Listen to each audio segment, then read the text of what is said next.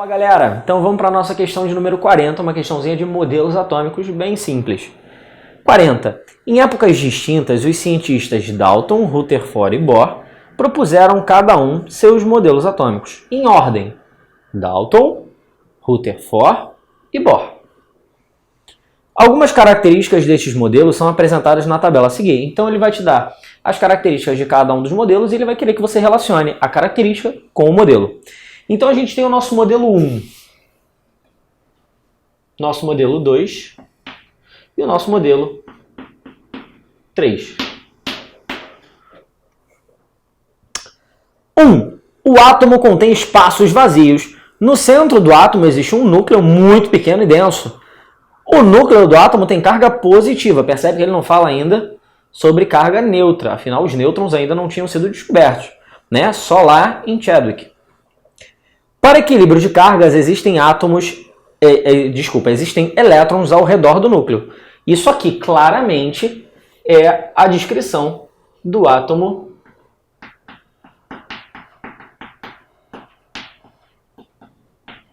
de Rutherford, né?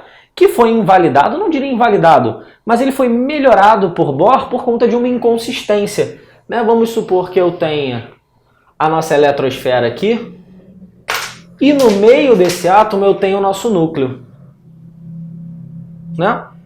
Esse cara aqui é positivo.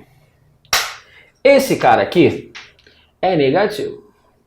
Até ontem, Baby Shark, positivo com negativo sofriam atração. Então, à medida que esse elétron, que não estava parado, esse elétron, ele estava em rotação, né? Ele tem velocidade tangencial, velocidade angular. Então, olha só, ele está rodando. À medida que ele roda, ele perde energia, né? A energia não se conserva, né? Essa energia ela é dissipada. E aí, o que é acontecendo? Esse elétron que estava aqui, ele ia rodando, perdendo energia, rodando, perdendo energia, rodando, perdendo energia, até que em algum momento ele se encontrava com o núcleo desse átomo. E aí, Baby Shark, quando ele se encontrava com o núcleo, esse átomo simplesmente deixava de existir. Ele morria. E aí, quando ele morria, não tinha como ter mais átomo. E aí isso gerou uma inconsistência. O que Bohr fez? Bohr, que era aluno de Rutherford, falou o seguinte: pô, vamos corrigir isso aí. O que ele fez? Ele quantizou. Então ele passou a ter um átomo, né? Ele passou a ter um átomo com camadas. E essas camadas, elas tinham energias únicas e crescentes. Ou seja, cada camada tinha a sua própria quantização, seu próprio quanta, sua própria energia. E essas energias, elas eram crescentes. Então eu tenho aqui, por exemplo, uma energia E1, E2, E3 e E4, né? A gente tem, ao todo, 7 camadas.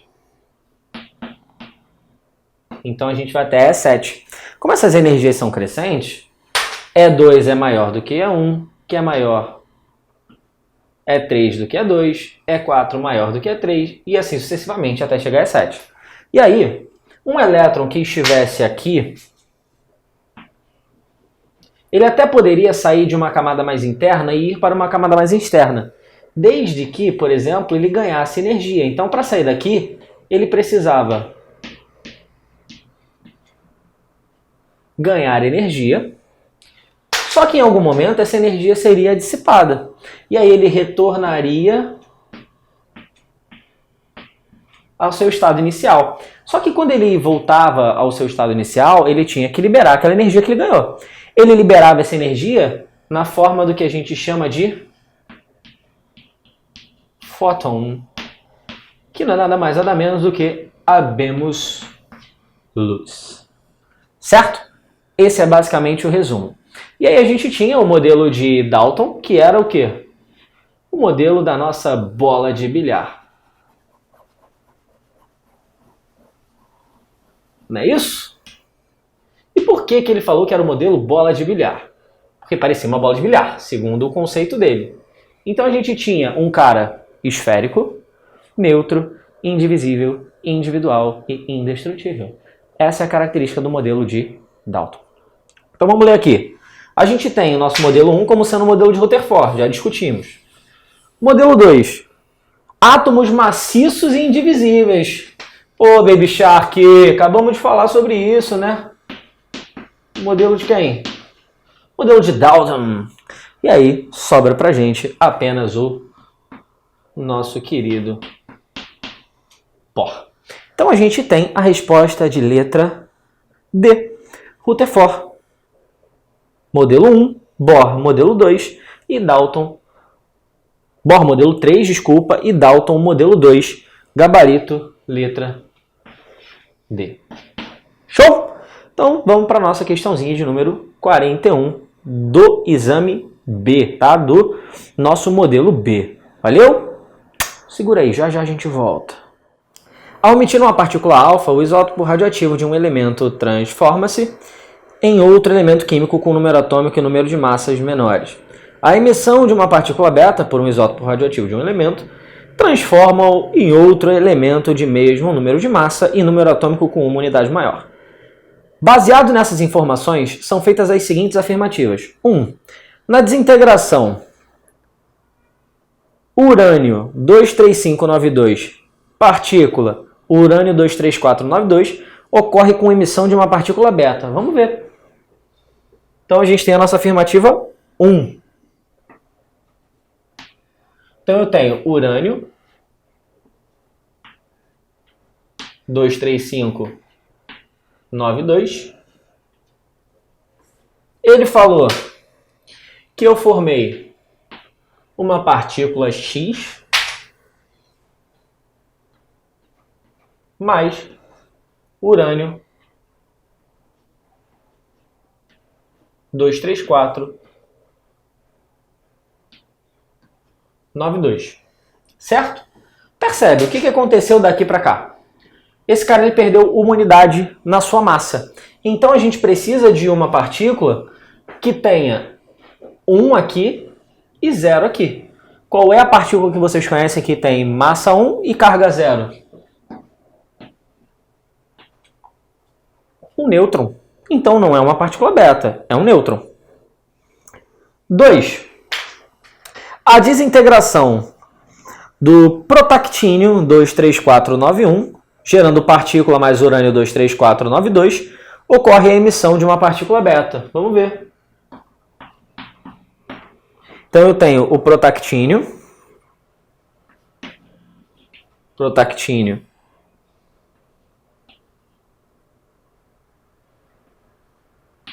23491,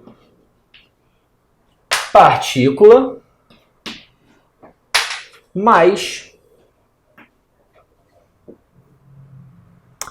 urânio 23492. Percebe aqui, o que rolou? Eu tive um aumento de uma unidade no meu próton. Ou seja, eu preciso de uma estrutura que seja 0 e menos 1. Quem seria essa estrutura? Nossa partícula beta. Então é uma emissão beta? É uma emissão beta. Então a 2, correto. 3. A partícula alfa é composta por 2 prótons e 4 nêutrons. Vamos ver isso aí. Será que isso procede? Ó, eu tenho alfa. Alfa tem 4 e 2. Se ela tem 4 de massa e 2 prótons, ela tem 2 nêutrons. Então ela não tem 2 prótons e 4 nêutrons, ela tem 2 prótons e 2 nêutrons, ou seja, não tem como. 4. Uma partícula beta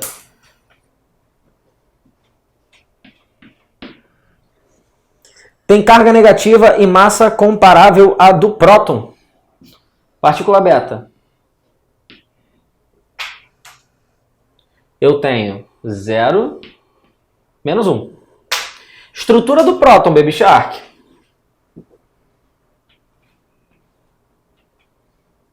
próton, 1, mais 1. Tem alguma coisa a ver? Primeiro, tem massa comparável? Não, não tem massa comparável. Um é 0, outro é 1. Já começa o erro por aqui. Tem carga negativa? Ok, isso aqui tem. Mas a massa não é comparável. Né? Esse cara aqui, ele tem a estrutura semelhante a quem? Ao nosso elétron. Show, Baby Sharks! 5. Vou botar aqui embaixo. O urânio 238 pode naturalmente sofrer um decaimento radioativo, emitindo sequencialmente 3 partículas alfa e 2 betas, convertendo-se em rádio 22688. Será que isso acontece? Então, ó, ele falou que eu tenho o urânio 23892 e eu emiti 3 partículas alfa mais 2 partículas beta.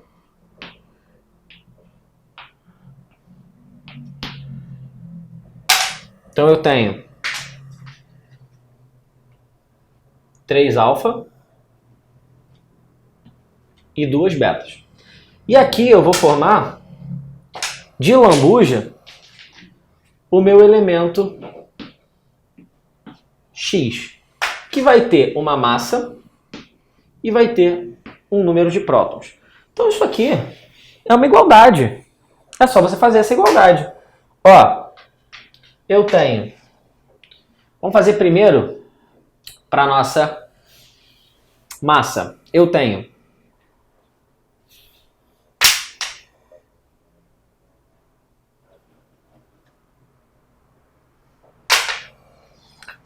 238 precisa ser igual, né, pela lei de Lavoisier, a 3 vezes 4, 12, mais 2 vezes 0, que é 0, mais A. Tudo bem? Certo? Ou seja, a gente tem A é igual a 238 menos 12, então A é igual a 226.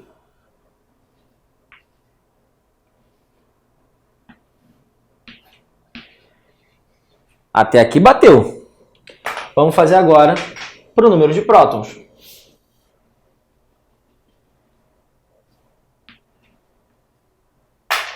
Eu tenho 92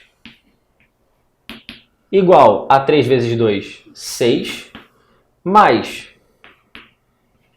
2 vezes menos 1 dá menos 2, mais E. Então eu tenho aqui mais 4, vou botar em cima que é melhor. Eu tenho mais 4, né? 6 menos 2. Então esse 4 vai para lá. Eu tenho Z igual a 88.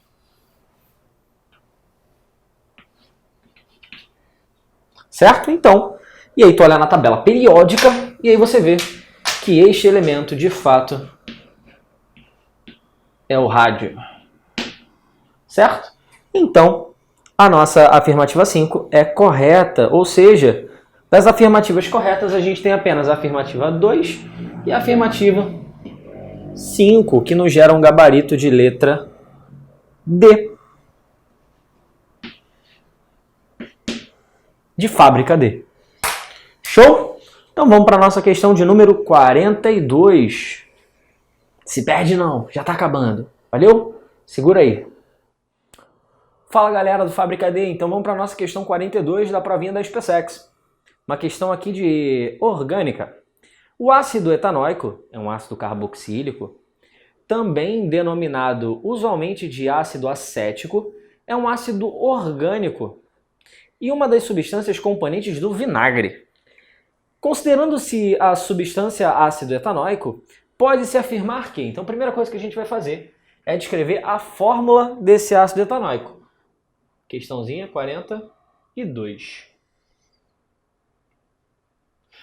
Ácido etanóico, et, 2 carbonos, né? Mete et no seu próprio boot. Mete et no seu próprio boot.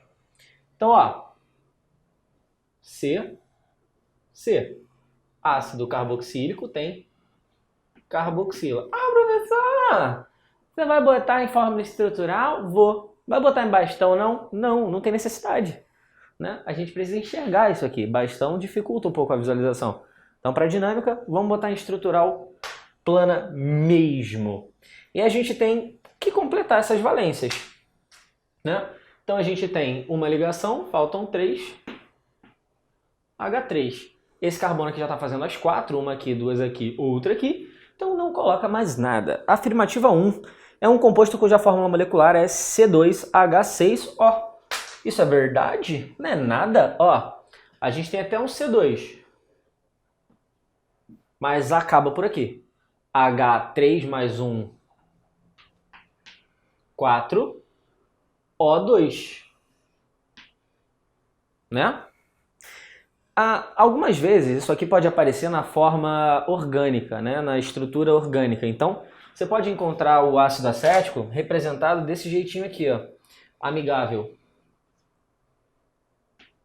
H3C ou CH3, vamos botar CH3 para ficar mais bonitinho. CH3 COOH, né? Isso aqui representando a nossa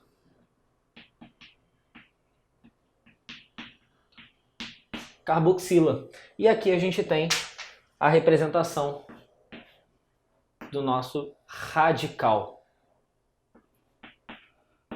Certo?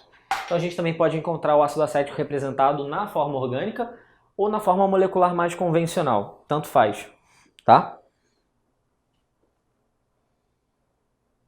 Então a primeira afirmativa já não pode ser. Afirmativa 2. Possui apenas ligações covalentes polares entre seus átomos. Vamos analisar.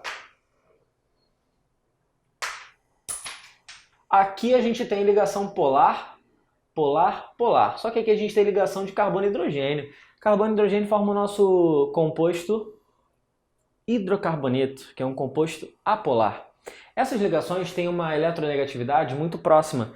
Então a gente considera que as interações carbono e hidrogênio são interações apolares, tá? Porque a diferença de eletronegatividade é desprezível. Então a gente considera que essas interações aqui, elas são interações o quê? Apolares. Ou seja, a afirmativa 2 não é real. Afirmativa 3. Possui um carbono com hibridização sp2. Hibridização, vamos lá. Eu tenho este. Eu tenho este. Este e este. Né? Por contagem, aqui eu tenho 4 ligações sigmas. Aqui eu tenho 2 ligações. Vou botar sigma primeiro. 3 ligações sigma. Uma ligação pi. E aqui a gente tem 2 sigmas e 2 pis. Isso aqui vai me gerar um híbrido sp3, sp2 e sp. Se a gente for falar sobre ângulo de ligação, a gente tem aqui uma estrutura tetraédrica, então o ângulo dá aproximadamente 104 graus, por aí. Aqui a gente tem uma estrutura trigonal plana, então 120. E aqui a gente tem uma estrutura linear, que nos gera 180 graus. Certo? Certo. Mas você pode fazer pela regrinha da mão. Como assim regrinha da mão? Você pega seu dedinho. Se você tiver os 5, ajuda. Se você tiver os 4, melhor. Se você não tiver os 4, vai dificultar um pouquinho. Mas pega a mão que tem. Então, ó, você vai pegar seus 4 dedinhos. Você vai simular com seus dedinhos as ligações que esse carbono faz. Então, olha só. Meu primeiro caso aqui, ó.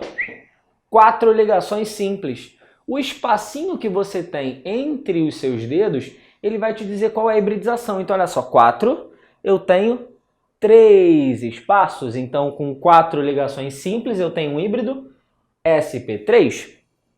Agora eu fecho uma dupla aqui.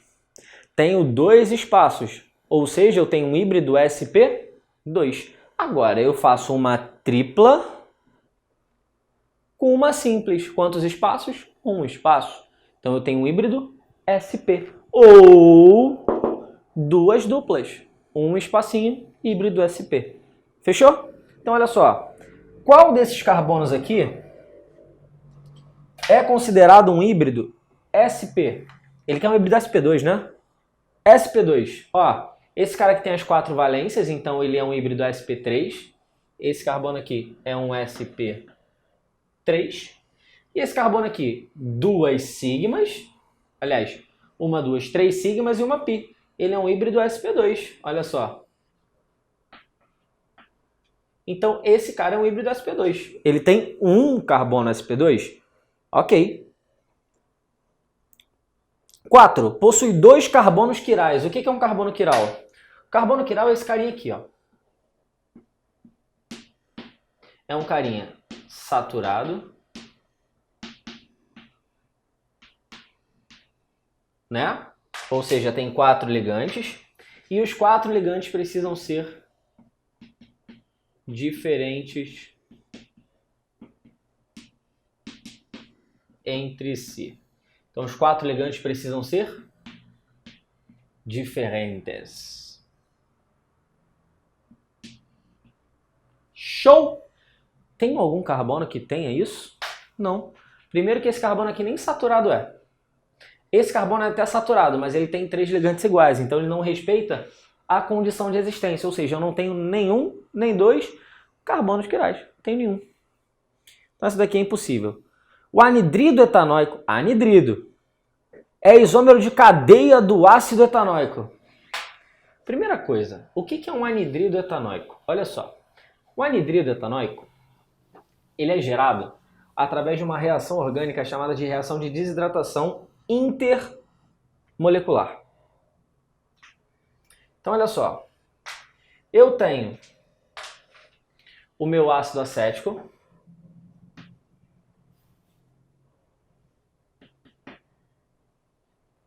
CH3,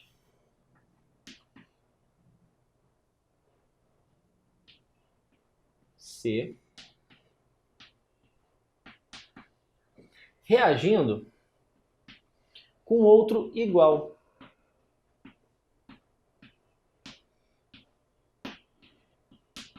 Né? Ele vai desidratar. Então, se ele vai desidratar, ele precisa estar na presença de um agente desidratante. Geralmente, esse agente desidratante é o ácido sulfúrico. Nesse caso, a gente tem uma desidratação a temperaturas mais baixas. Então, isso aqui vai acontecer mais ou menos na faixa dos 140 graus. Né? A gente pode ter uma desidratação intramolecular, que é uma desidratação que acontece a temperaturas mais altas, mas não vem ao caso. O que eu vou fazer aqui? Eu preciso retirar água, né? Uma desidratação.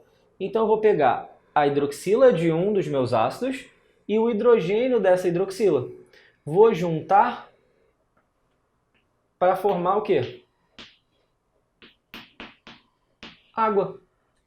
E o resto a gente aglomera, né? Aglomera. Então, ó, H3C, C, O, C, C, H3. Isso aqui é um anidrido. Percebe que os radicais, eles são iguais. Então, quando isso aqui acontece, a gente diz que esse anidrido ele é um anidrido simétrico.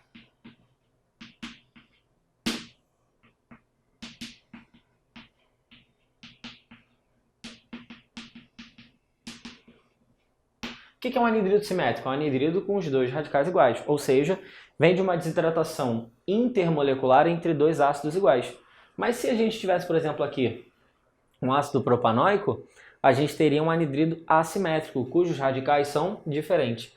Tá? Então esse cara aqui eu vou chamar de R1, esse cara aqui eu vou chamar de R2. Para que eu tenha um anidrido simétrico, eu preciso que R1 seja igual a R2. Sabendo a estrutura do nosso anidrido, a gente consegue saber claramente que ele não é um isômero do nosso ácido acético, né?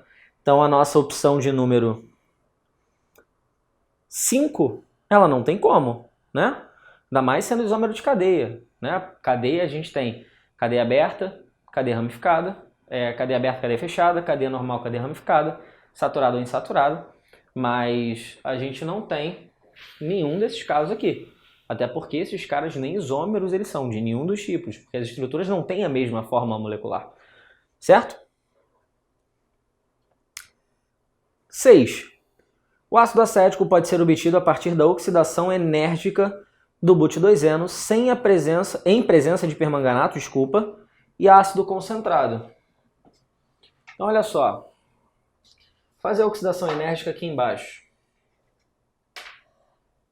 Ó, a oxidação enérgica, ela acontece da seguinte forma. Ele falou que é o but2eno, certo? Então eu vou fazer uma oxidação enérgica, então eu preciso de algumas coisas. Eu preciso, primeiro, de um agente oxidante, permanganato de potássio. Ele falou ainda que eu tenho meio ácido. E a gente também tem calor. Porque se é uma oxidação enérgica, ela precisa ser em condições bem ríspidas, né? E aí a gente faz o quê? A gente simplesmente vai quebrar tanto a ligação π quanto a ligação sigma, né?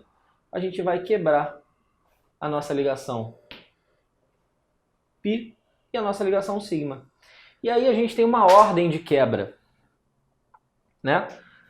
A gente vai separar isso aqui em duas estruturas diferentes. Uma estrutura com o radical do carbono à esquerda da ligação, outra estrutura com a estrutura do carbono à direita, certo? E aí a gente tem uma regra. Se for carbono primário, secundário ou terciário. Se a gente tiver um carbono primário, a gente tem formação de água mais CO2, porque vem do equilíbrio do ácido carbônico. Agora, se a gente tiver um carbono secundário, a gente tem a formação de ácidos carboxílicos. Se for um carbono terciário, a gente tem a formação de cetonas. Então vamos ver a classificação dos nossos carboninhos aqui. Aqui eu estou ligando com 2 carbonos, então esse carbono aqui é um carbono secundário. Esse carbono aqui está ligando em 2 carbonos, então ele também é um carbono secundário. Ou seja, eu quando quebrar essa ligação, eu vou ter a formação de 2 ácidos carboxílicos. Um à esquerda com 2 carbonos, outro à direita com 2 carbonos. Então eu vou ter a formação de um ácido acético aqui, mais outro ácido acético aqui. E a gente poderia escrever isso aqui de forma simplificada, né? Poderia só botar 2 mols de ácido acético.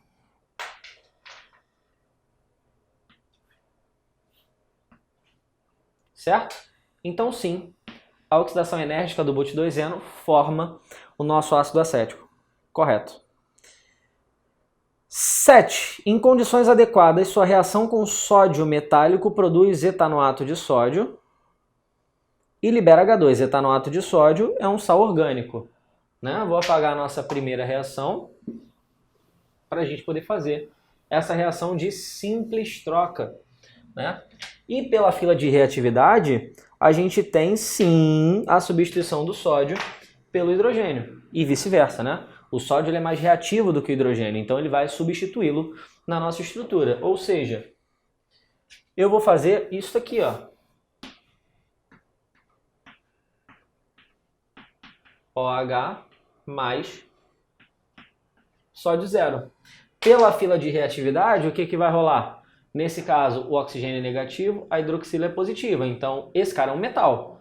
Quando ele se ligar em alguém, ele vai precisar ter carga positiva, né? Metais perdem elétrons, se tornam cátions. E aí esse cara ele vai substituir o hidrogênio.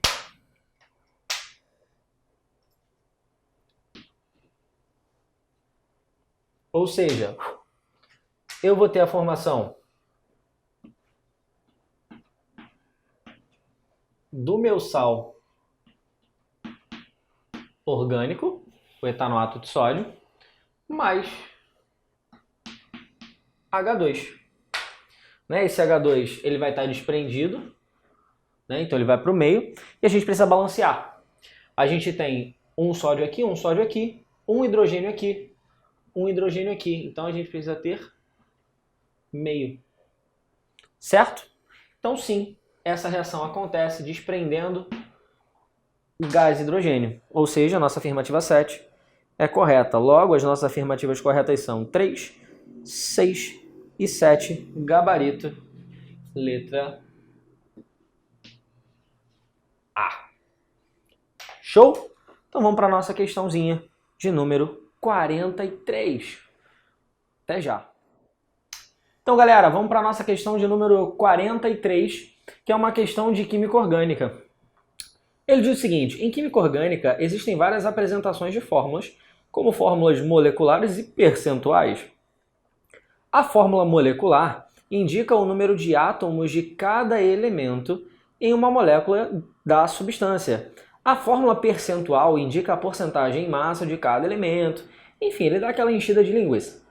Tratando-se da estrutura e a fórmula molecular, aldeídos são substâncias orgânicas que apresentam em sua estrutura um grupo carbonila ligado a um átomo de hidrogênio na ponta de uma cadeia carbônica.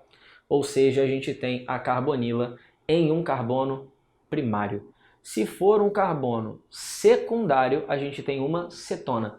Então, quando a gente fala carbono primário, significa que esse cara está na ponta da cadeia. Né?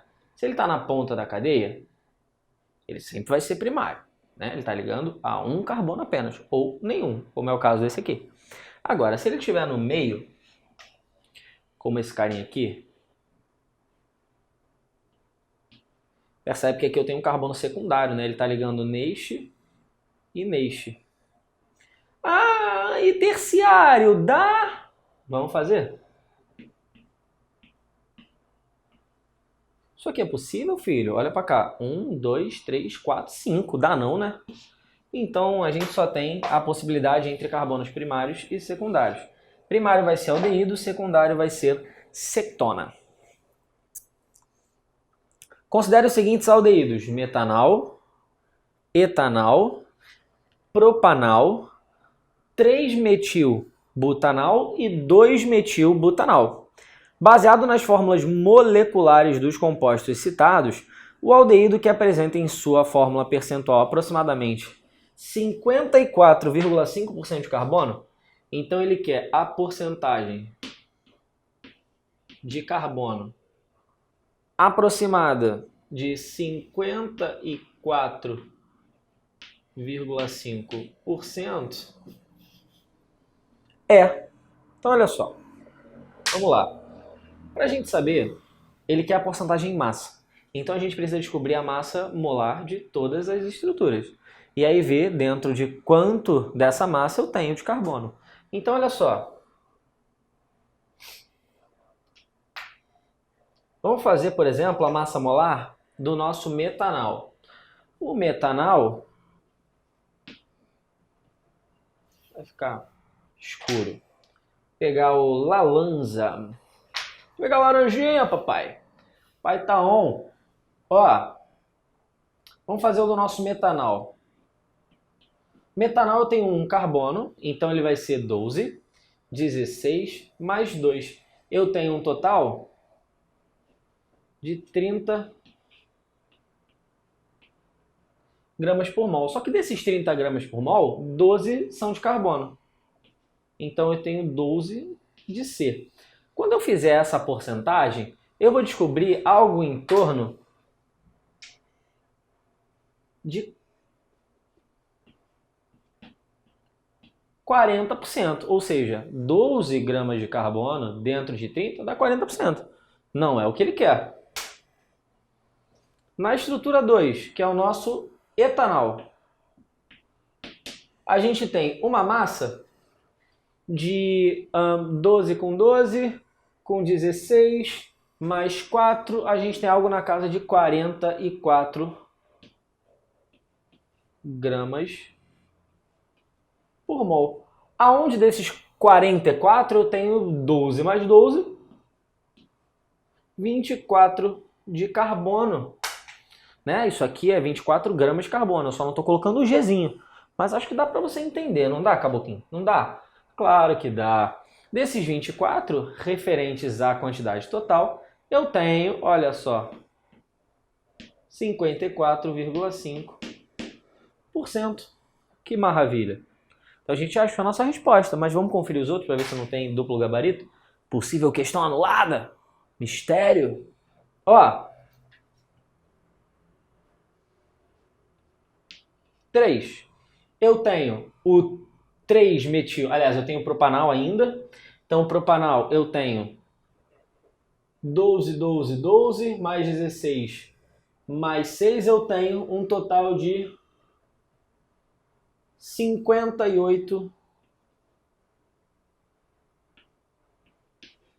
gramas por mol. Desses 58 gramas, eu tenho um total de 36 gramas de carbono, o que me dá uma quantidade aproximada, deixa eu ver, de 62%.